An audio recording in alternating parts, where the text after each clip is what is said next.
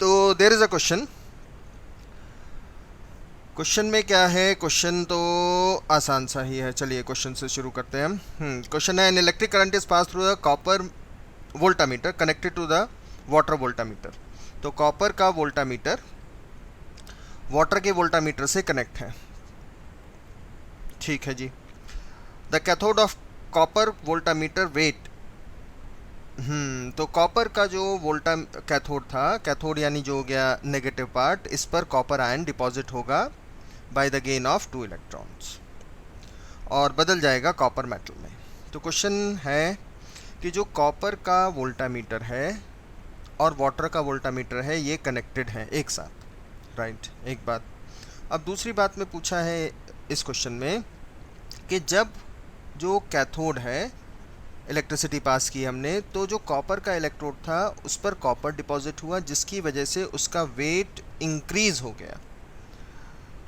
और weight increase हुआ तो 0.03125 ग्राम इंक्रीज हो गया वेट, ठीक है बेटा। तो वॉल्यूम ऑफ ऑक्सीजन इवॉल्व, आपको वॉल्यूम ऑफ ऑक्सीजन इवॉल्व बताना है कितना हुआ होगा at the end of electrolysis. Electrolysis के आखिरी में कितना ऑक्सीजन इवॉल्व होगा। तो बेटा ये क्वेश्चन हुआ हमारा कि जितना भी चार्ज कॉपर को मिला होगा, जितना फैराडे चार्ज कॉपर को मिला होगा, उतना ही वाटर को भी मिलेगा। इतनी बात समझ आती है बेटा? इसमें तो कोई डाउट नहीं, यहाँ तक क्लियर है, ठीक है। तो ये हुआ हमारे फैराडे सेकंड लॉ का कंक्लूजन। सेकंड लॉ से आया, आपको बताना है oxygen in millilitre at STP कितना मिला होगा। तो सेकंड लॉ कहता है कि the weight of copper deposited by the weight of oxygen is equal to the equivalent weight of copper by the equivalent weight of oxygen, right? तो अब आप क्या करो, वेट ऑफ कॉपर कितना डिपॉजिट हुआ है? 0.03125। वेट ऑफ ऑक्सीजन तो हमें नहीं पता, तो हम W लिख देते, WO2। इक्विवेलेंट वेट कॉपर का आप बता सकते हैं बेटा? इक्विवेलेंट वेट कॉपर का आएगा m0/2, क्योंकि 2 इलेक्ट्रॉन का एक्सचेंज है, ये रहा। और m0 हो गया atomic weight 63.5 divide by 2, answer आया 31.75। तो यहाँ पर आपके पास हो गया 31.75 divide by equivalent weight of oxygen कितना होता है? 8। तो यहाँ से एक काम करो बेटा, वेट ऑफ O2 निकालो। तो वेट ऑफ O2 हो जाएगा 0.03125 इंटू 8 डिवाइड बाई 31.75। क्लियर है इतना पॉइंट? और अब अगर हम इसको सॉल्व करें तो ज़रा सॉल्व तो करना बेटा, कितना आंसर आता है।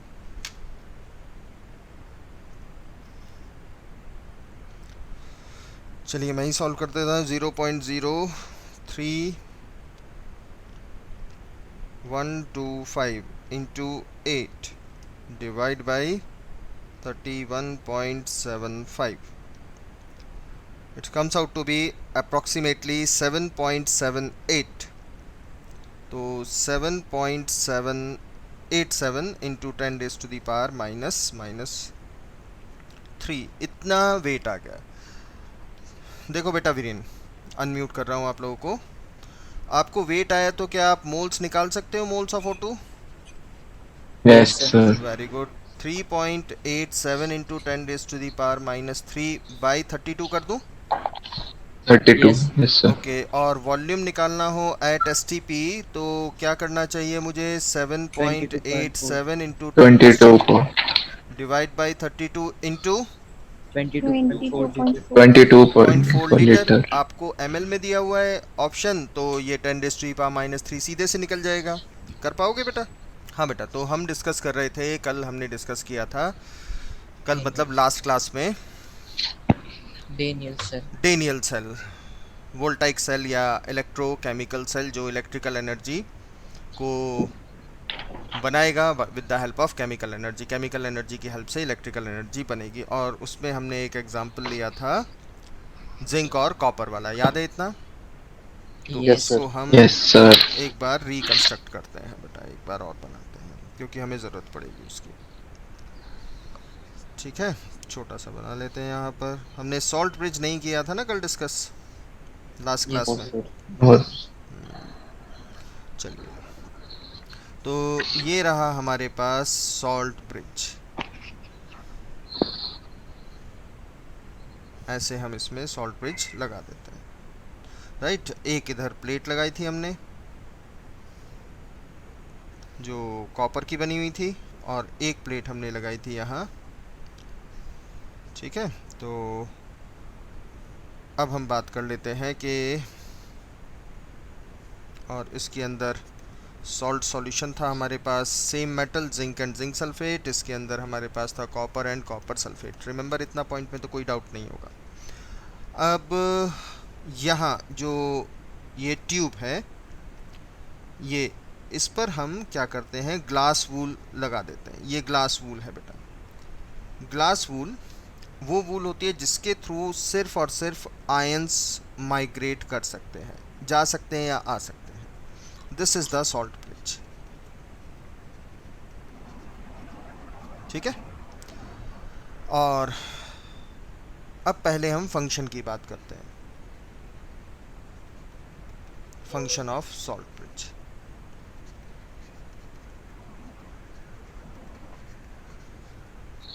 पहला फंक्शन देखो बेटा, सॉल्ट ब्रिज बेसिकली कुछ salt like S KCl, KNO3, ammonium nitrate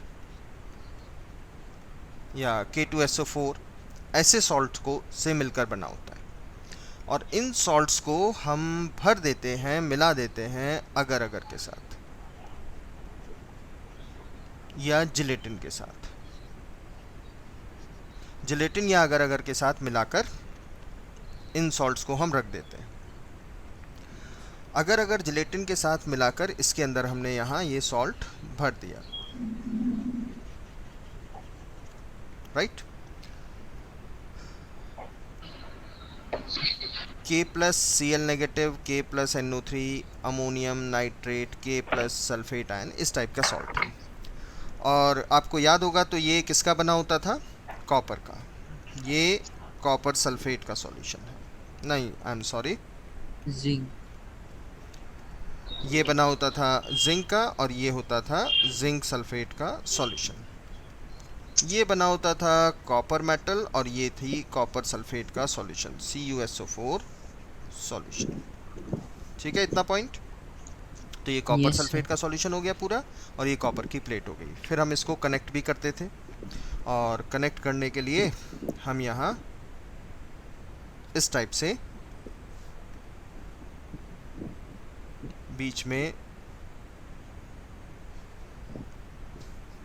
ammeter लगा देते थे। ये प्लेट हमारे पास नेगेटिव चार्ज की हो जाती थी, और ये प्लेट हमारे पास पॉजिटिव चार्ज की थी। यहाँ ऑक्सीडेशन था तो ये एनोड और ये कैथोड। यहाँ तक कोई डाउट है बेटा किसी को? नहीं होगा, है ना। इलेक्ट्रॉन का फ्लो हमने बता दिया था, और जिस डायरेक्शन में इलेक्ट्रॉन फ्लो करता है, अमीटर का जो निडल है उसी डायरेक्शन में भागने लग जाता है, और करंट का फ्लो इसके अपोजिट डायरेक्शन में हो जाएगा। यहाँ तक तो हम डिस्कस कर चुके थे, इतने पार्ट पर तो कोई डाउट नहीं बेटा।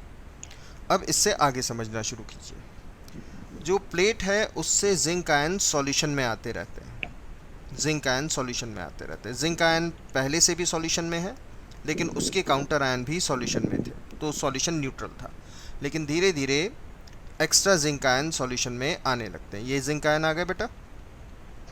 और इधर जो कॉपर सल्फेट का सॉल्यूशन था, उसमें से कॉपर आयन इलेक्ट्रॉन गेन करके कॉपर मेटल की फॉर्म में डिपॉजिट होते रहते हैं।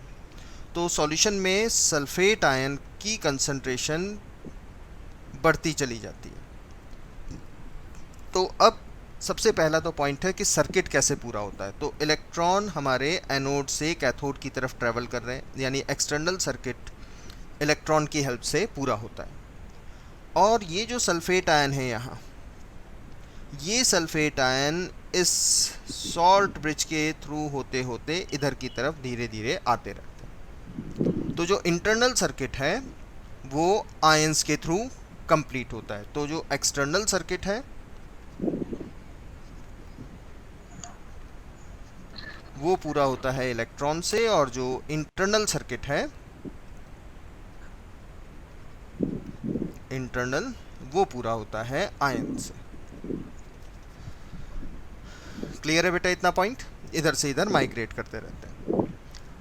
लेकिन सल्फेट आयन यहाँ से जाएगा, यहाँ पर इसकी कंसंट्रेशन धीरे धीरे बढ़ती तो है, जिंक आयन भी बढ़ते रहते हैं। अब एक सेपरेट पिक्चर में देखिए, डायग्राम में देखिए कि ये हमारे पास जिंक की प्लेट थी, और यहाँ से जिंक आयन सॉल्यूशन में आते रहते हैं, जिंक आयन सॉल्यूशन में आते रहते हैं, और ये जिंक आयन जितने ज़्यादा सॉल्यूशन में आते रहेंगे, सॉल्यूशन उतना ज़्यादा पॉजिटिवली चार्ज होता चला जाएगा। तो कुछ देर के बाद ऐसी कंडीशन आती है कि जब कोई एक नया जिंक आयन आ रहा होता है या आता है, तो वो ऑलरेडी इतने सारे जिंक आयन पॉजिटिव आयन से क्या करता है, रिपल्शन फील करता है। और रिपल्शन की वजह से, क्योंकि बहुत सारे पहले से जिंक आयन आ गए, इतने सारे जिंक आयन आ गए, और जिंक आयन बनेंगे नहीं तो इलेक्ट्रॉन नहीं बनेंगे, तो जिंक आयन का बनना ज़रूरी है। तो जिंक आयन जब कुछ देर के बाद नया आता है, तो वो ऑलरेडी एग्जिस्टिंग जिंक आयन से रिपल्शन फील करता है, और रिपल्शन की वजह से वो अपने इलेक्ट्रोड पर वापस चला जाता है। मतलब जो रिएक्शन जिंक प्लेट से जिंक आयन +2 इलेक्ट्रॉन हो रही थी, कुछ देर के बाद ये जो जिंक आयन ये वाला है, ये वापस चला जाता है, जिंक प्लेट में बन जाता है, और वापस जाएगा तो अपने इलेक्ट्रॉन से अटैच हो जाएगा, तो नए इलेक्ट्रॉन बनने कम हो जाएंगे या बंद भी हो सकते हैं। उसी मोमेंट पर सॉल्ट ब्रिज का पोटेशियम आयन और क्लोराइड आयन, पोटेशियम आयन और क्लोराइड आयन एक्ट करना शुरू कर देते हैं। अब जब यहाँ एक्सेसिव जिंक आयन डेवलप हो जाते हैं, पॉजिटिव चार्ज होता है, तो पोटेशियम और क्लोराइड में से जो काउंटर आयन है, नेचुरली काउंटर आयन कौन है इसमें, क्लोराइड आयन, वो इधर से इधर आ जाता है, जिससे कि एक्स्ट्रा जिंक आयन को न्यूट्रलाइज किया जा सके। और अगर ये एक्स्ट्रा जिंक आयन क्लोराइड से न्यूट्रलाइज होने लगेंगे, तो जो नया जिंक आयन आ रहा होगा उसको अब रिपल्शन नहीं मिलेगा, रिपल्शन नहीं मिलेगा तो नए zinc ion as usual develop होते रहेंगे, तो जिससे कि अनइंटरप्टेड करंट बहता रहे, फ्लो करता रहे। सेम यहाँ पर है, यहाँ धीरे धीरे कॉपर आयन कम होते जाएंगे। तो जैसे मैंने बताया, सल्फेट आयन धीरे धीरे बढ़ते रहेंगे, वो फ्लो भी करते हैं लेकिन कंसंट्रेशन बढ़ती ही रहती है, और जब कंसंट्रेशन यहाँ ज़्यादा हो जाएगी तो भी करंट फ्लो बंद हो जाएगा। तो पोटेशियम आयन, काउंटर आयन, वो इधर से इधर आकर सल्फेट को न्यूट्रलाइज करता रहता है। तो KCl या सॉल्ट का काम है अनइंटरप्टेड करंट को फ्लो कराए रखना by providing the counter ion in each half cell, LHS left hand side में भी, या जिसको हम एनोड कहते हैं उसमें भी, और राइट हैंड साइड के इलेक्ट्रोड में भी, दोनों तरफ के इलेक्ट्रोड में। अब हम बेसिक बात करते हैं, फंक्शन। फंक्शन में पहला फंक्शन क्या हुआ? पहला फंक्शन तो ये हुआ कि ये सर्किट को कंप्लीट करता है, कंप्लीशन ऑफ सर्किट। सर्किट को कैसे, अगर मैं इसको निकाल दूं तो सर्किट टूट जाएगा, क्योंकि एक्सटर्नल सर्किट में इलेक्ट्रॉन फ्लो कर रहे थे, इंटरनल सर्किट में इसी के थ्रू आयन फ्लो कर रहे थे। इसको निकाल दें तो पोटेंशियल ड्रॉप्स टू ज़ीरो, काम करना सेल बंद कर देगा क्योंकि सर्किट पूरा नहीं होगा। तो पहला तो काम हुआ, इट कंप्लीट्स द सर्किट। दूसरा है इट प्रोवाइड काउंटर आयन, ये काउंटर आयन प्रोवाइड करता है to each half cell to maintain the electrical neutrality, maintain electrical neutrality in each half cell। और तीसरा काम ये करता है, जैसे मैंने बताया कि ग्लास वूल लगा होने की वजह से इसके थ्रू सिर्फ आयन ट्रांसपोर्ट होते हैं, सॉल्वेंट ट्रांसपोर्ट नहीं होता। मतलब एनोडिक और कैथोडिक हाफ सेल के सॉल्यूशन को ये मिलने भी नहीं देता। It do not allow to intermix the solution of anode and cathode, it's separate.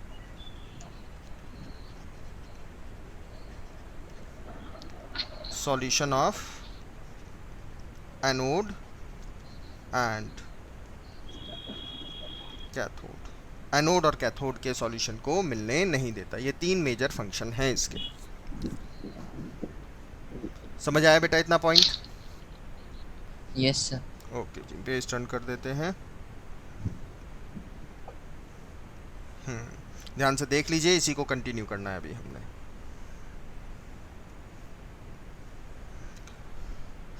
अब जो एक और इम्पॉर्टेंट पॉइंट है, वो पॉइंट हमने लिखा कि हम salt like S KCl, KNO3, K2SO4, ammonium nitrate, ऐसे सॉल्ट को भर लेते हैं।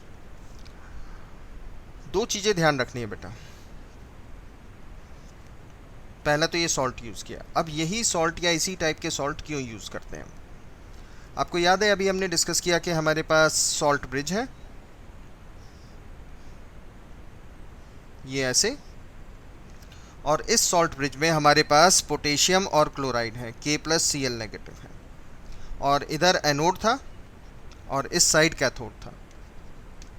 एनोड पर एक्सेसिवली जिंक आयन डेवलप होने लगते हैं और यहाँ सल्फेट आयन की कंसंट्रेशन रिलेटिवली बढ़ती है, जिसकी वजह से पोटेशियम आयन इधर भागते हैं और क्लोराइड आयन इधर भागते हैं। यहाँ तक तो क्लियर है बेटा? अब पोटेशियम क्लोराइड ही इसलिए लिया क्योंकि जो आयनिक मोबिलिटी है, ionic mobility of potassium ion and chloride ion is same. क्या मतलब बना? आगे भी आएगा ये आयनिक मोबिलिटी, आयनिक कंडक्टेंस। ऐसे तो अभी हम जनरल लैंग्वेज में देखें तो पोटेशियम आयन के ट्रैवल करने की स्पीड और क्लोराइड आयन के ट्रैवल करने की स्पीड लगभग बराबर है या एकदम बराबर है, या हमें ऐसे ही सॉल्ट लेने चाहिए जिसमें कैटायन और एनायन की आयनिक मोबिलिटी या ट्रैवल करने की स्पीड सेम हो। ऐसा इसलिए लेते हैं हम, मान लेते हैं, सपोज करें कि पोटेशियम आयन तेज भाग गए, यहाँ चले गए, इन्होंने सल्फेट को न्यूट्रलाइज कर दिया, ठीक है, हो गया न्यूट्रलाइज। क्लोराइड आयन थोड़ा सुस्त था, धीरे धीरे मटकते मटकते पहुँच रहा है धीरे धीरे, क्योंकि जब तक क्लोराइड आयन यहाँ पहुँचेगा नहीं, जिंक आयन को न्यूट्रलाइज नहीं करेगा, तब तक जिंक प्लेट से नया जिंक आयन डेवलप नहीं होगा और 2 इलेक्ट्रॉन नहीं आएंगे, और जब तक ये इलेक्ट्रॉन नहीं आएंगे तब तक करंट फ्लो नहीं होगा। मतलब कि अगर आपने कोई एक ऐसा सॉल्ट लिया जिसमें कैटायन और एनायन की स्पीड अलग अलग है, तो हो सकता है कि एनोड पहले न्यूट्रलाइज हो जाए तो इलेक्ट्रॉन बन भी जाए तो वो रिसीव नहीं होंगे, कैथोड पहले न्यूट्रलाइज हो जाए तो वो न्यूट्रलाइज हो जाएगा, इलेक्ट्रॉन नहीं बनेंगे। मतलब हर हाल में कुछ देर के लिए करंट रुक ही जाएगा, इलेक्ट्रॉन या तो बनेंगे नहीं, बन गए तो रिसीव नहीं होंगे। लेकिन अगर दोनों साथ साथ पहुंचते हैं अपने अपने काउंटर आयन के पास, तो जैसे ही ये न्यूट्रलाइज होगा वैसे ही ये न्यूट्रलाइज होगा, और दोनों साथ साथ न्यूट्रलाइज होंगे तो इलेक्ट्रॉन जनरेट भी होगा और रिसीव भी होगा। इसीलिए हमें इस टाइप के सॉल्ट ब्रिज में भरने चाहिए, रखने चाहिए, जिसमें कैटायन और एनायन की ionic mobility, ionic conductance same हो। ये पॉइंट बेटा समझ आया या नहीं? You all are unmuted. Yes, sir. Yes, sir. Clear है बेटा इतना पॉइंट? तो सर ये, एनोड वाला, हाँ बोलो। एनोड में नहीं है सर। एनोड में, एनोड की तरफ बेटा, एनोड की तरफ ये देखो, प्रीवियस पर एक्सेसिव जिंक आयन डेवलप हो गए थे बेटा।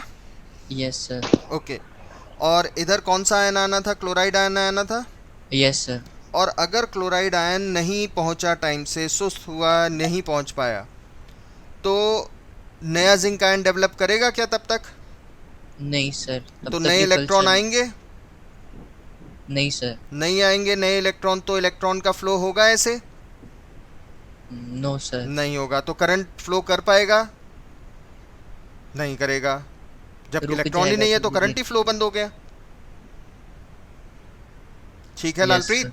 Yes sir. तो इसका मतलब हमारा जो सेल है कुछ देर के लिए काम करना बंद कर देगा। बंद कर देगा। ठीक है, रुक जाएगा। Yes sir. अभी क्लियर है? Yes sir. तो हम KCl क्यों यूज़ करते हैं, या ऐसा सॉल्ट क्यों इस्तेमाल किया हमने? जिससे कि Ionic अनइंटरप्टेड mobility. करंट का फ्लो चलता रहे। या ऐसा सॉल्ट लेना है जिसमें कैटायन और एनायन की आयनिक मोबिलिटी, आयनिक कंडक्टेंस कैसी रहे? सेम। सेम रहे। ठीक है, यस सर। ठीक है। तो ये हमने इस बार फिर से यहाँ एक प्लेट लगा दी, यहाँ भी हमने एक प्लेट लगा दी, एक कॉपर की और एक जिंक की और एक कॉपर की, सेम। अब क्या करते हैं हम इसमें,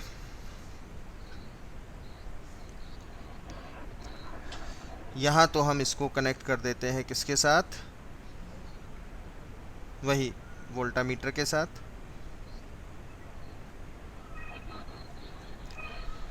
ये रहा हमारा वोल्टामीटर, ठीक है। और यस।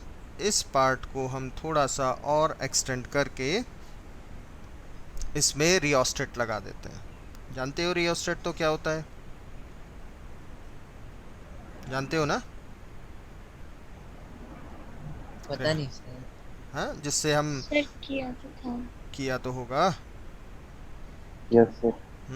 तो अब हमने क्या किया है, रियोस्टेट लगा दिया, जिससे वेरिएबल रेजिस्टेंस मिलता है, ऐसे ना? Yes, sir. Yes sir. ठीक है। अब एक ही डायग्राम में बता देते हैं, आपको समझ आ जाएगा, कोई दिक्कत नहीं होगी। तो बेटा अभी हमने क्या किया कि हमने कल देखा था कि इस सेल से हमें कितना पोटेंशियल मिलता है, 1.1 वोल्ट का पोटेंशियल मिलता है डीनियल सेल से। क्लियर है इतना?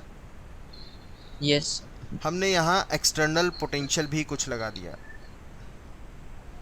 एक्सटर्नल लगा दिया यहाँ कुछ, ठीक है। अब हम इस के रेजिस्टेंस को वेरी कर सकते हैं। मान लो हमने इसके जॉकी को यहाँ टच कर दिया, और अभी जो ई एक्सटर्नल है that is less than 1.1 volt, तो सेल काम करता रहेगा, इलेक्ट्रॉन का फ्लो इधर से इधर चलता रहेगा और हमें करंट मिलता रहेगा। क्लियर है इतना? यस क्योंकि सर। हम जानते हैं कि जो इलेक्ट्रॉन फ्लो करते हैं due to the EMF difference आते हैं। फिर हमने क्या किया कि हमने वेरिएबल रेजिस्टेंस से इसको यहाँ कहीं टच करा दिया बीच में। ये फर्स्ट कंडीशन थी, और अब हमने लिखी सेकंड कंडीशन। सेकंड कंडीशन में मान लेते हैं हम इतना रेजिस्टेंस ले आए कि एक्सटर्नल पोटेंशियल 1.1 वोल्ट हो गया। और अगर 1.1 वोल्ट हो जाएगा बेटा, तो करंट फ्लो करेगा इससे? नहीं, क्योंकि एक्सटर्नल पोटेंशियल और इंटरनल पोटेंशियल हमारे बराबर हो गए। तो जो निडल है वो किधर जाएगी, लेफ्ट और राइट? जब करंट ही फ्लो नहीं कर रहा तो वो कहाँ रहेगी, बीच में खड़ी हो जाएगी, राइट? और Yes. अगर आपने और कम कर दिया रेजिस्टेंस को, यहाँ लगा दिया थर्ड पार्ट, मतलब इस बार एक्सटर्नल पोटेंशियल हमने ज़्यादा कर दिया 1.1 वोल्ट से, तो अब एक्सटर्नल पोटेंशियल के हिसाब से इलेक्ट्रॉन भागेंगे, सेल तो काम कर नहीं रहा। और उस केस में इलेक्ट्रॉन का फ्लो बदल जाएगा, डायरेक्शन बदल जाएगी बेटा। पहले इधर डायरेक्शन थी, अब इलेक्ट्रॉन के फ्लो की डायरेक्शन ये हो जाएगी, और ये जो निडल है इसी डायरेक्शन में चली जाएगी। और अगर आप एक्सटर्नल एनर्जी को यूज़ कर रहे हैं तो तीसरे केस में ये किसकी तरह काम करने लगेगा, इलेक्ट्रोकेमिकल या इलेक्ट्रोलिटिक? एक्सटर्नल एनर्जी से अब काम चला रहे हैं हम, एक्सटर्नल पोटेंशियल से रिएक्शन परफॉर्म हो रही है। Electrolytic. इलेक्ट्रोलिटिक। हाँ भाई, Electrolytic. जसवंतप्रीत, तब ये कैसा होगा जसवंतप्रीत? Yes, sir. कैसा होना चाहिए अगर एक्सटर्नल पोटेंशियल 1.1 वोल्ट से ज़्यादा हो जाए? तो इलेक्ट्रोलिटिक हो जाएगा। तब ये हो जाएगा इलेक्ट्रोलिटिक। समझ आ रहा है इतना? इलेक्ट्रॉन Yes, का sir. फ्लो अब इधर से इधर होने लगेगा, इलेक्ट्रॉन का फ्लो अपोजिट डायरेक्शन में होगा, और करंट का फ्लो उसके अपोजिट डायरेक्शन में आ जाएगा, राइट? तो पूरी रिएक्शन Yes, sir. रिवर्स हो जाएगी। आप सभी के घर में वो लगा हुआ है ना, inverter? Yes, sir. Yes. Inverter Yes, लगा है sir. तो इन्वर्टर अपना काम करना कब शुरू करता है, जब बिजली चली जाती है, जब बिजली आ रही होती है? सर चली जाती है। चली जाती है। तो एक्सटर्नल पोटेंशियल कितना हो जाता है, 0। बिजली चली गई, बाहर का पोटेंशियल खत्म हो गया।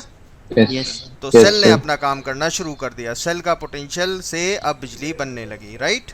अब केमिकल Yes, एनर्जी sir. से इलेक्ट्रिकल एनर्जी बन रही है, तो 2 घंटे चला, 3 घंटे चला, 4 घंटे, 8 घंटे, 10 घंटे, फिर क्या होता है इक्विलिब्रियम ना, फिर हाँ वही मतलब सेल काम करना, फिर वो भी बंद कर देता है। फिर किसका इंतजार करते हो, लाइट Light लाइट आने- आने का। Light.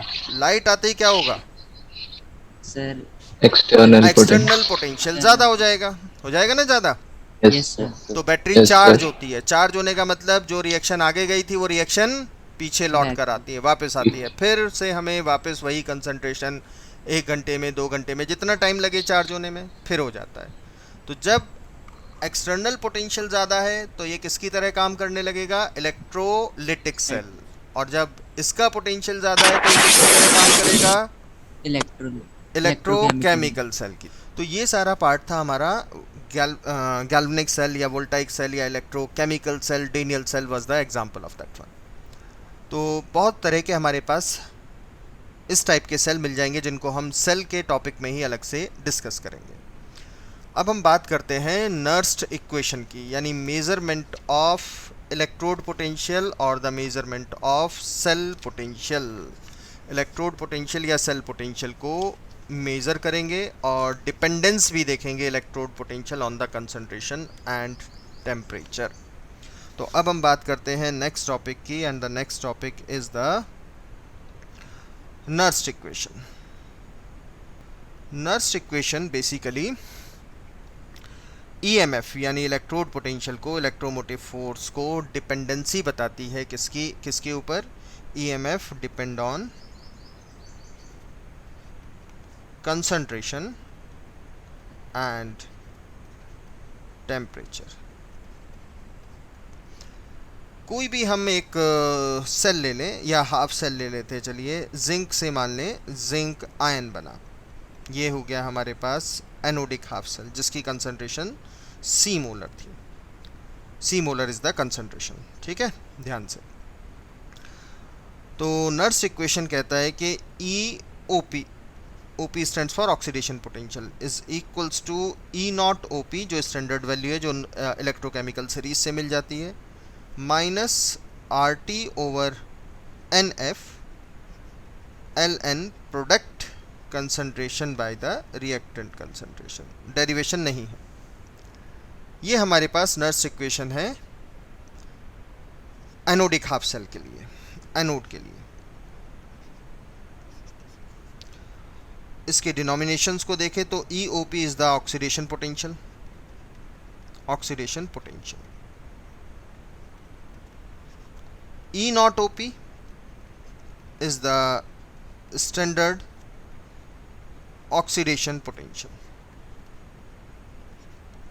और स्टैंडर्ड का मतलब है कि जब कंसंट्रेशन 1 मोलर रही हो और टेम्परेचर 298 केल्विन रहा हो, उस समय का पोटेंशियल।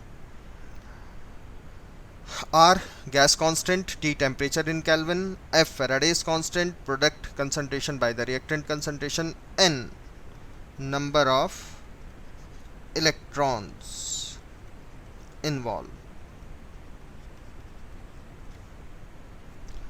R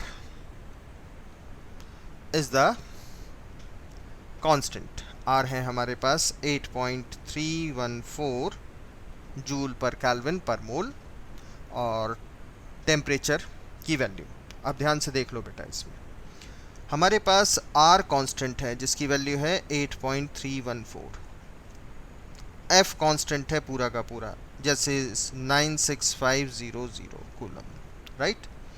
और लॉग बेस E को बेस 10 में कन्वर्जन का फैक्टर भी हमारे पास है 2.303, ये भी कांस्टेंट है, राइट।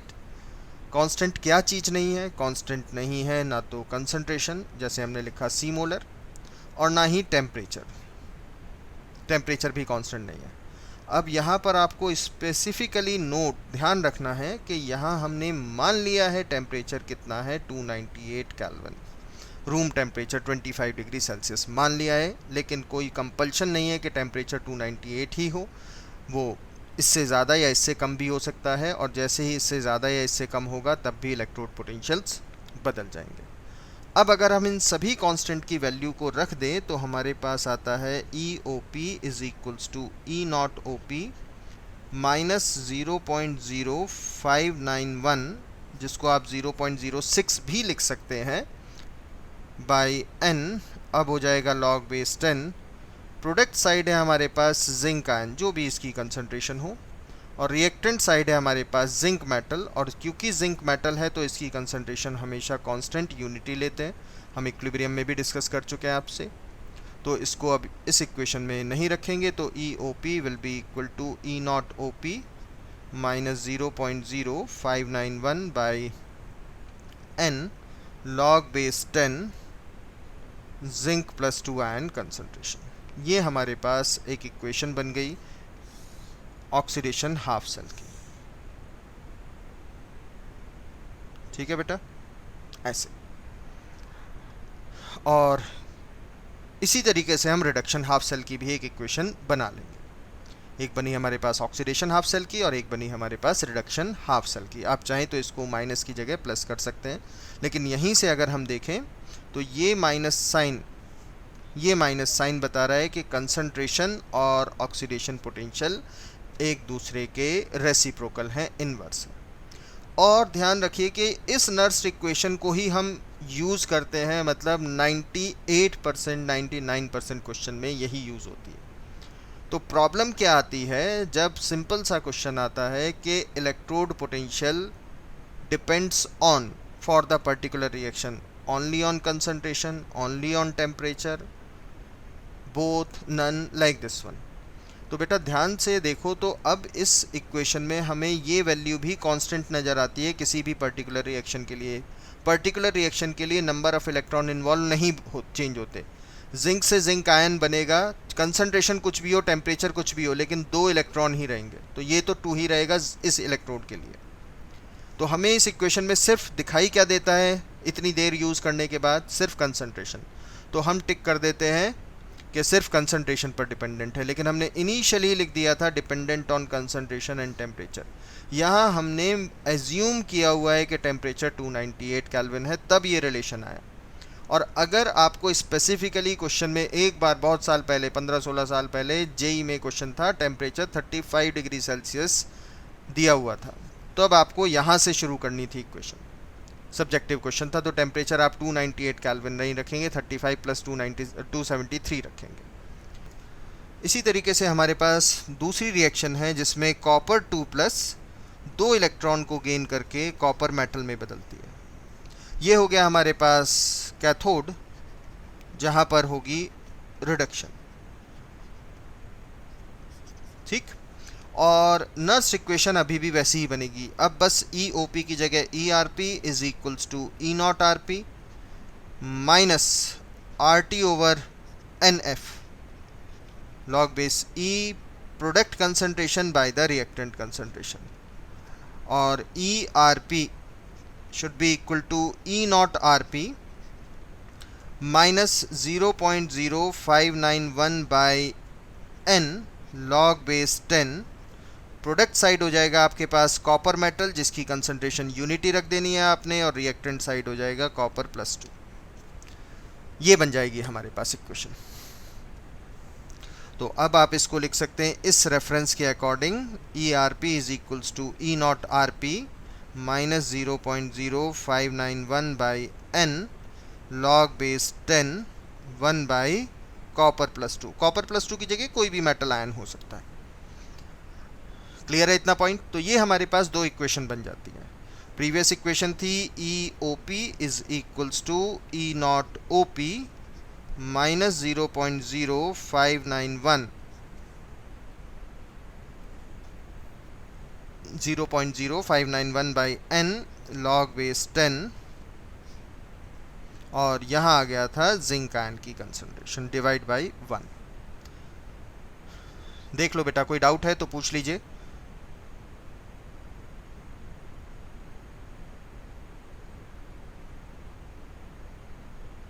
किसी को भी?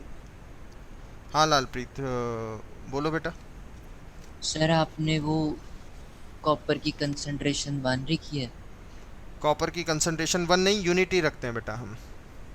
यूनिटी अच्छा, नहीं, सॉरी, कांस्टेंट रख लेते हैं, यूनिटी रख लेते हैं, ठीक है? Okay sir, okay sir. Okay, चलो तो अगर हमारे पास ये इक्वेशन है जो हमने डबल टिक की है, ये इक्वेशन है, और अब हम क्या करते हैं कि हम एक ग्राफ बना लेते हैं, और ये रहा ग्राफ के कोऑर्डिनेट्स।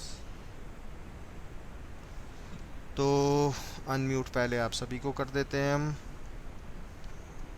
और अब आपसे कहते हैं कि ज़रा अब आप हमारे पास EMF E versus log of 1/m n plus, कोई भी मेटल हो सकती है जैसे कॉपर, लॉग 1/Cu+2 का ग्राफ बताइए इस इक्वेशन के अकॉर्डिंग। तो कौन बताएगा बेटा ग्राफ कैसा आएगा?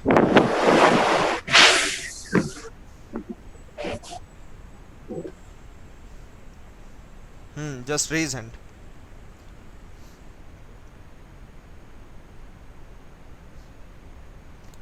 नेगेटिव स्लोप, पॉजिटिव स्लोप, और स्लोप की वैल्यू क्या होगी? वीरेंद्र शर्मा, 2 पार्टिसिपेंट्स, लालप्रीत, दोनों को अनम्यूट किया। हाँ बेटा बोलो। Sir negative slope. Negative slope आ जाएगा, बिल्कुल ठीक है, आसान सा क्वेश्चन था। और ये आ गया हमारे पास नेगेटिव स्लोप के साथ वैल्यू बना सकते हो। स्लोप की वैल्यू भी बता दो जरा। -0.0303। RT लिख दे बाई n, यस सर। या फिर आप लिख सकते हो -0.0591 0.0511 n, ठीक है? डिवाइड बाय यस और सर, इंटरसेप्ट कितना हो गया? E not okay. इंटरसेप्ट हो गया आर, E0, है ना? E नॉट RP E नॉट आर। क्लियर है, कोई डाउट तो नहीं? No sir. No sir. पक्का? और अगर हम मान लो इक्वेशन ये सर। वाली, हाँ जी बेटा बोलो। सर हम ई नॉट आर पी कैसे निकाल लेंगे? आपको कंसंट्रेशन दी होगी बेटा, ये Yes, वैल्यू, ये वैल्यू देंगे, ये स्टैंडर्ड वैल्यू है, ये तो आप चाहें तो इलेक्ट्रोकेमिकल सीरीज से देख सकते हैं, आपको गिवन हो सकती है। एन जानते हैं रिएक्शन में क्या होगा, 2 इलेक्ट्रॉन, यस सर, इससे निकल जाएगी, ठीक है? Okay sir, yes. ओके, अच्छा अब अगर हम इसको लिखें EOP is equals to E0OP plus 0.0591/n log base 10 1/Zinc+2, तो इसका ग्राफ कैसा आएगा बेटा? Sir positive slope. Positive slope. Slope की वैल्यू वही हो जाएगी 0.0591/n, और इंटरसेप्ट कितना होगा? E0OP। आसान है, कर सकते हैं, यस सर। कोई डाउट तो नहीं बेटा इतने पॉइंट पर? किसी को भी,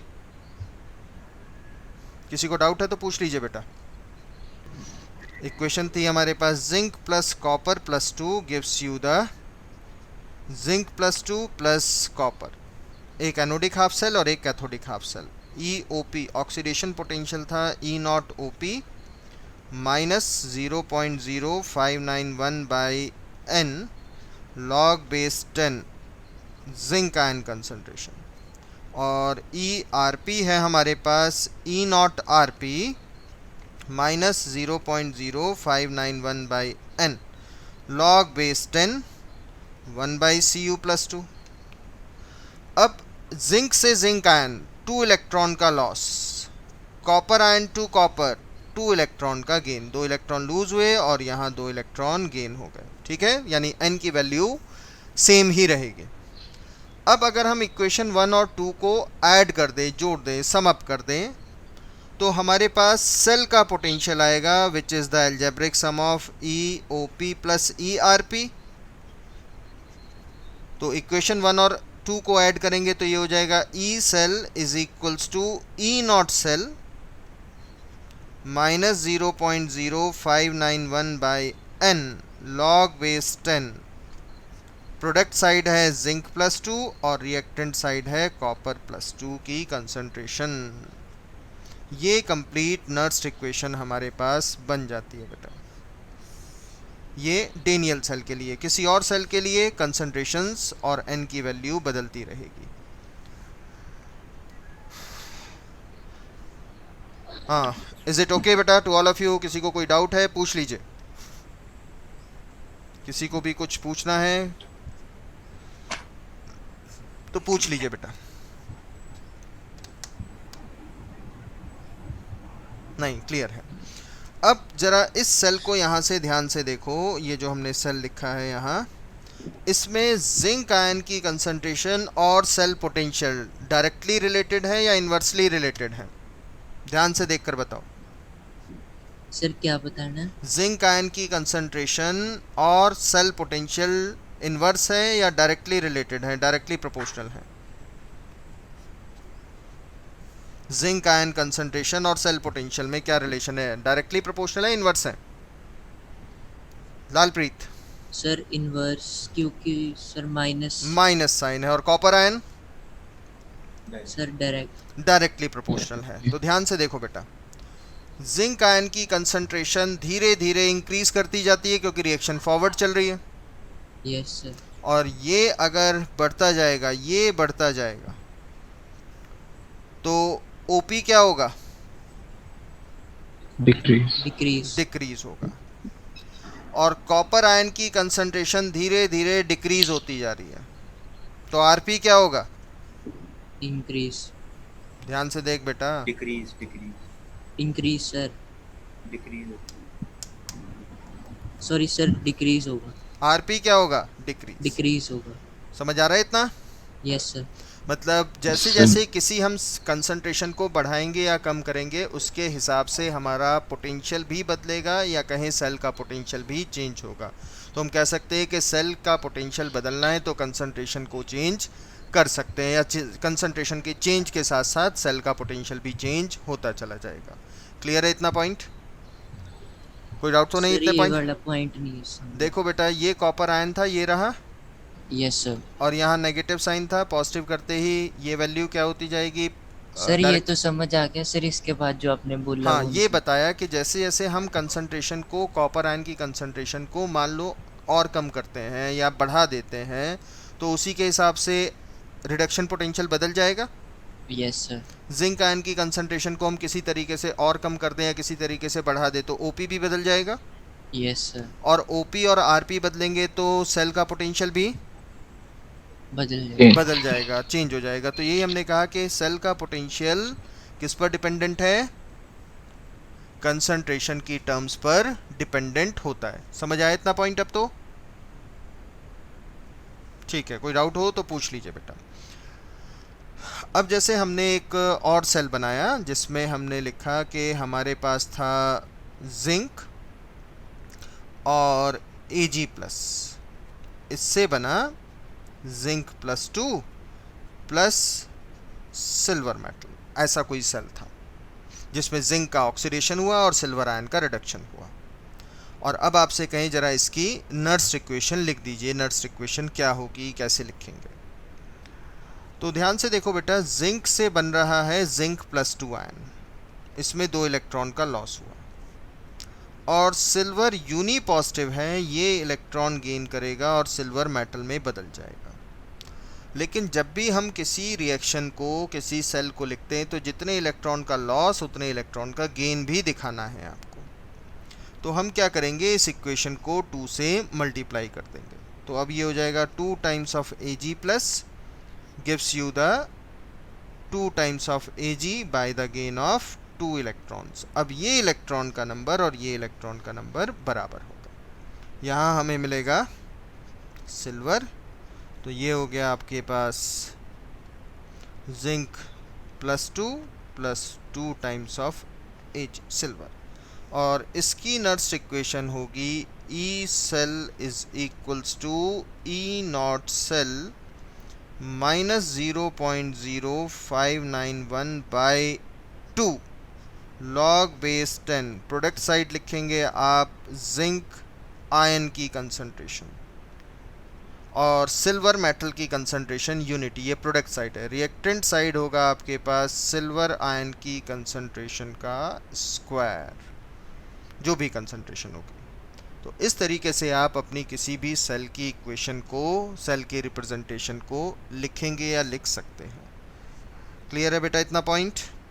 ये तो था हमारे पास सेल रिप्रेजेंटेशन। जैसे अगर हमने लिखा मान लो 2H प्लस 2 इलेक्ट्रॉन गेन करके H2 में जा रहा है, और यहाँ पर इसका प्रेशर 1 एटमॉस्फेयर दिया हुआ है। तो इसका अगर हमें ERP लिखना हो तो ERP is equals to E naught RP minus 0.0591 by 2 log base 10 hydrogen का प्रेशर जो कि 1 दिया हुआ है divide by H plus ion की कंसंट्रेशन का square. ERP is equals to E naught RP minus 0.0591 by 2 log base 10। अब ये हो गया आपके पास 1 बाई H प्लस का स्क्वायर।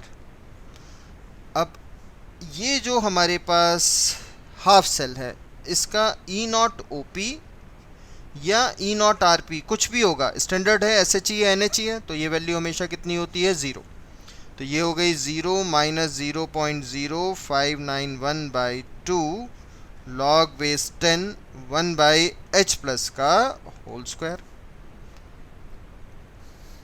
अब ERP आप यहाँ से minus 0.0591 by 2 log base 10 1 by H plus के स्क्वायर से निकाल सकते हैं, या इस माइनस को प्लस कर दो तो 0.0591 by 2 log base 10 H plus का होल स्क्वायर बन जाएगा, और ये होल स्क्वायर इस 2 से कैंसिल आउट हो जाएगा। H आयन की कंसंट्रेशन प्लेस करो, रिडक्शन पोटेंशियल की वैल्यू निकाल लो। इस तरीके से आप इस क्वेश्चन को सॉल्व कर सकते हैं।